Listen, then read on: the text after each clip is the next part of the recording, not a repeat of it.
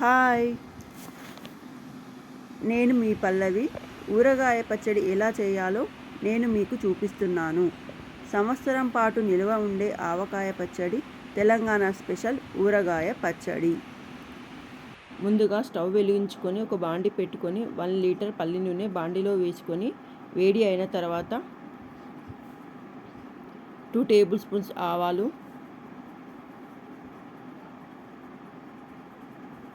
1 table spoon జీలకర్ర,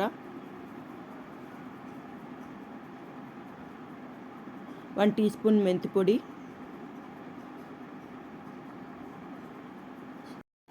వేసుకున్న తర్వాత స్టవ్ ఆఫ్ చేసుకోవాలి. గోరువెచ్చని నూనెలో 1/2 టేబుల్ స్పూను పసుపు వేసుకొని ఆ మిశ్రమాన్ని పక్కన పెట్టుకోవాలి. ఒక బౌల్ తీసుకొని దానిలో 250 గ్రామ్స్ కారం పొడి, మిక్సీ పట్టుకొని జల్లెడ పట్టిన 175 గ్రామ్స్ ఆవ పొడి, ఉప్పు 350 గ్రామ్స్, చారెడు ఎల్లిపాయలు వేసుకొని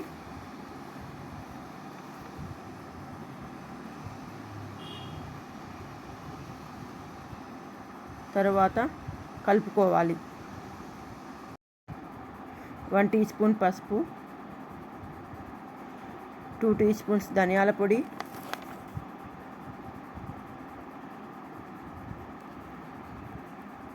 వేసి కలుపుకోవాలి. తర్వాత ఈ మిశ్రమాన్ని పక్కన పెట్టుకోవాలి.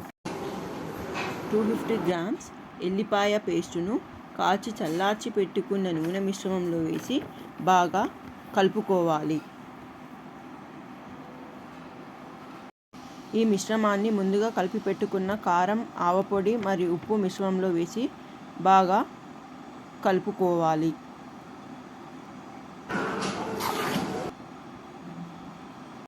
ఈ మొత్తం మిశ్రమంలో 2 కేజీల మామిడికాయ ముక్కలను కలిపి పక్కన పెట్టుకుంటే యమ్మీ ఊరగాయ పచ్చడి రెడీ.